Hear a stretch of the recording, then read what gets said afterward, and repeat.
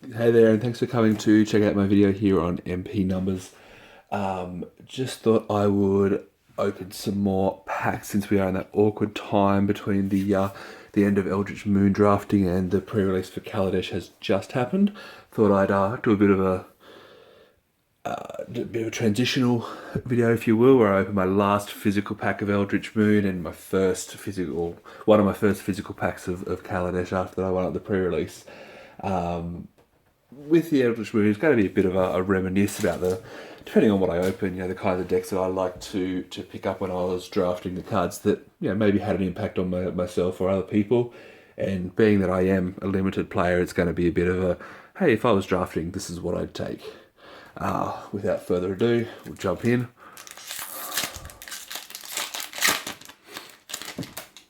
And so we open up.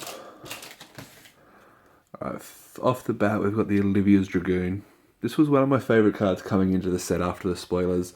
I love the idea of madness theme, being able to discard free for some potentially awesome value depending on what you pick up on a 2/2 body for 2 was just really good. I picked this probably more times than any sane person should have. Unfortunately, black ended up not being the best colour, but it was still fine.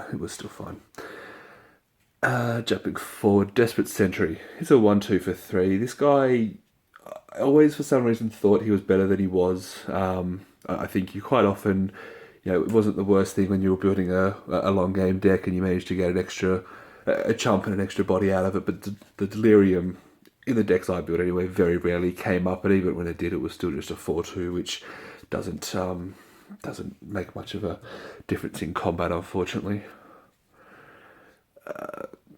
Crossroads Consecrator.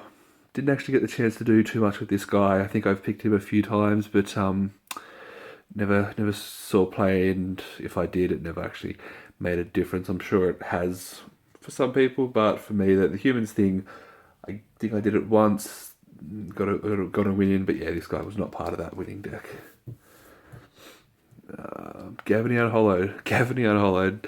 Awesome zombie card. I never got to do the full-on zombie thing, but this guy was just a decent value guy in any black-based deck where you're trading off creatures you might be sacrificing for the awesome emerge effects or for other random abilities. He just gets bigger and bigger and ends up beating down the board pretty hard.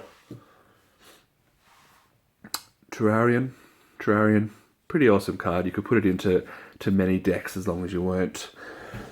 Yeah, as long as it wasn't in an aggro deck where you were important to hit your drops on curve, because just dropping in, basically cantripping and fixing mana when it was required, always handy to have. Never sad to take one of those.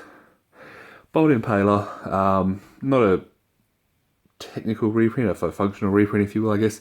1 mana, 1/2 that pumps itself. I've never played it. I probably never will. I've seen it make a few decks here and there, but yeah, not a fan of the 1/2s for 1.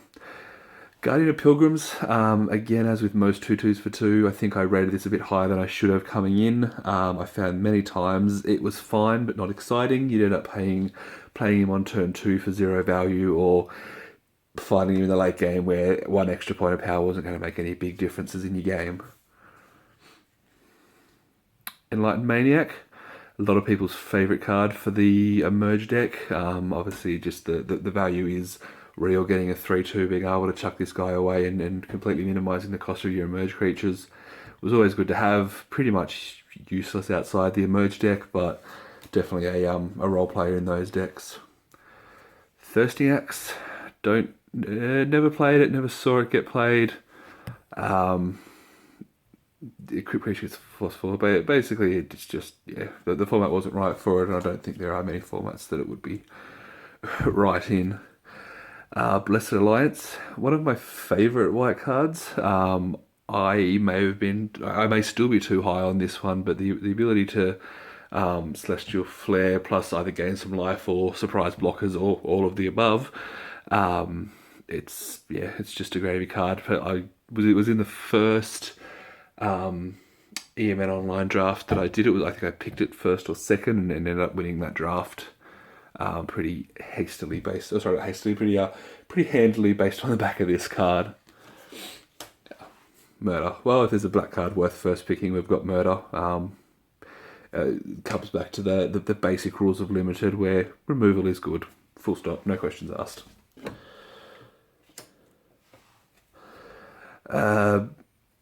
This guy, I think this one will be the one that sticks around in people's mind as being the one that made the standard happen in Eldritch Moon with the harmless pact deck that was going around. I don't think it ever saw Premier level play, but it definitely saw some play. Watching people test online, watching people have some fun with it, getting the demonic pact out there, and then giving it away for full value.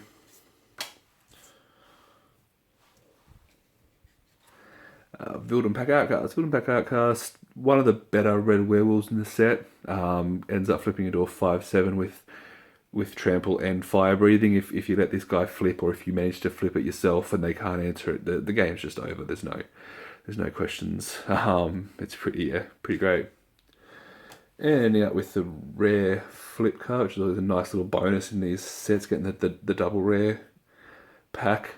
Docent definitely saw a place when you found it, saw a place in those blue-red decks. Blue-red deck being, I personally think, one of the best decks in the format to draft when you drafted it right.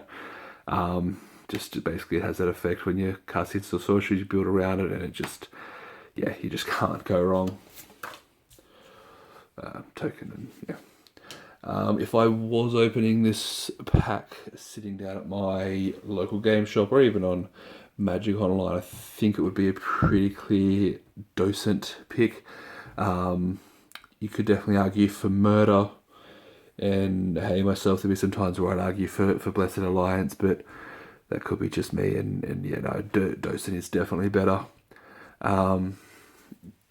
As a general overview of the format, I definitely loved Eldritch Moon. It's probably one of my favourite formats since coming back to the game in just before Return to Ravnica, and becoming a pretty heavy drafter and limited player. Things I didn't like about the set were the fact that you had to, especially on paper drafts, revealing the cards. It just added an extra layer, which, especially, the drafts I did in paper were all FNM, and it just added an extra layer to the draft for some people, and then some people didn't care about it. That kind of threw the whole draft experience off for me. I think there were enough good decks that it worked out fine. There was no, game format rule breaking deck that just won every game, which was awesome. Obviously, the blue-red, the blue-green decks were the best, and black did seem to be poorer. Personally, I found that while white itself is a great colour, it never paired up well with other colours. Like, if I could build a mono white deck, that's not very obviously possible in draft, but if it happened, I would be more happy to do that than to play white black, white green, white red, or white blue, whatever it may be. But overall, definitely a great format. And if anyone has anything to add to that, definitely love to hear about in the comments. Shoot me some feedback and see what you all think. I think overall it will be missed by myself. Moving forward, Kaladesh pack. Now I was going to say this is the first pack I'm cracking, but obviously I've opened pre-release packs, and I did actually do some on stream pack opening where we just kind of went through and had a bit of a look. Those videos are available on my YouTube channel as well if you have a look around. But hey, without further ado, let's look for a masterpiece, because that's what we're all going to be cracking these packs for.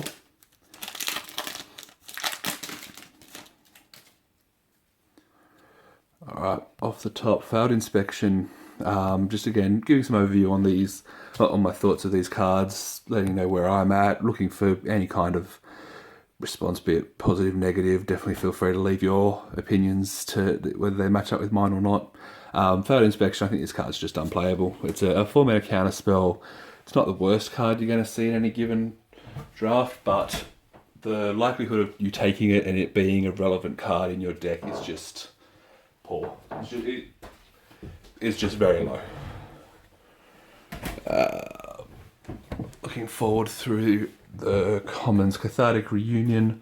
It's a 2-mana that lets you discard 2 cards to draw 3.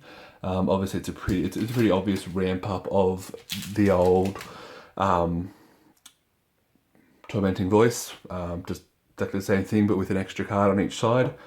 I don't think it's going to see too much play in Limited. I know that people are talking about a constructed deck you can build, and in theory you could pick it up in Draft as well, but obviously the likelihood of that happening is not great. Acrobatic Maneuver, this guy blinks, exile target creature you control, return to your battlefield, so it's 3 mana, it's instant, draws a card. I like this. Obviously the big thing that is in this set that is relevant for this is the Fabricate mechanic. Bringing in a couple of servos, then blinking this out and bringing in a couple more servos is pretty solid.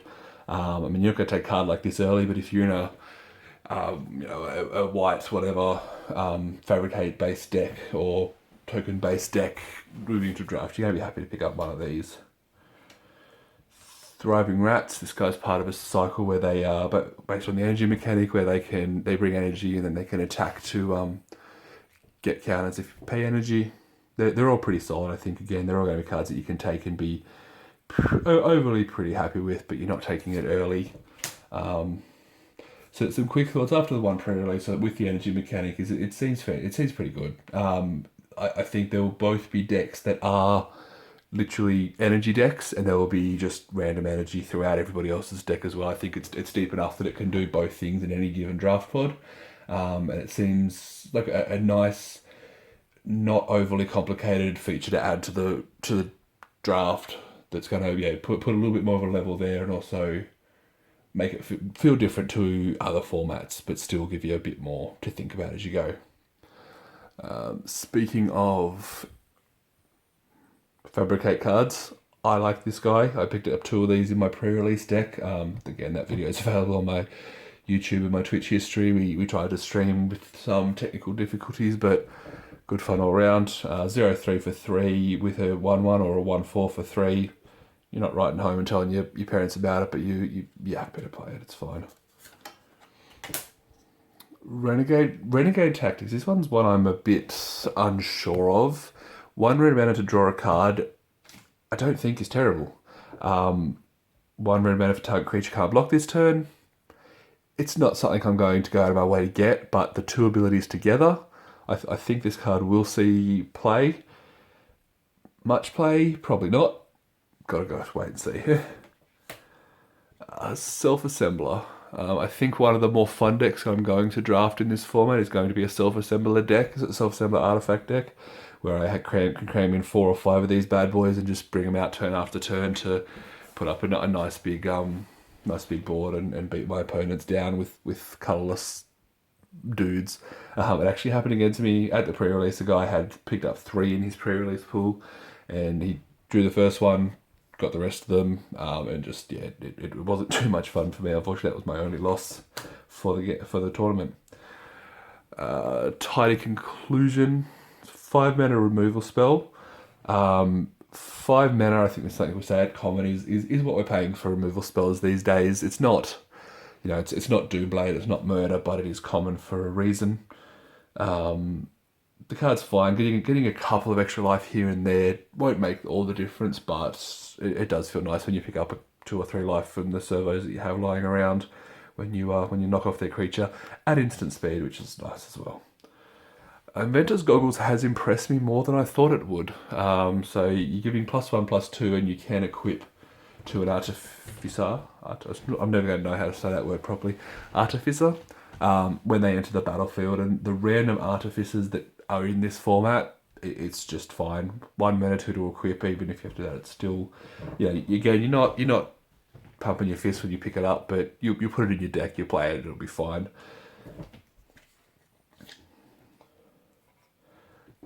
Giant Spectacle. Giant Spectacle's enchantment. Obviously, we have the general rule around enchantments where you don't want to play them when you can avoid them.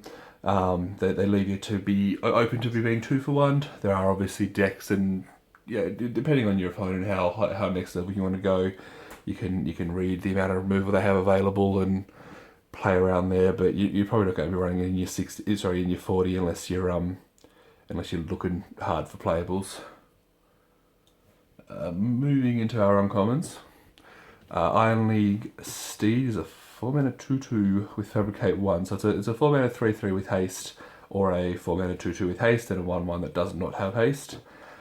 This guy's fine. I think one of the big things with having access to so many colourless cards in any given game, you're going to be starting so many draft pools where your first 3 or 4 picks are just decent artifacts because you don't want to be locked into anything. Yeah, this guy's good. I think artifacts going to be fun.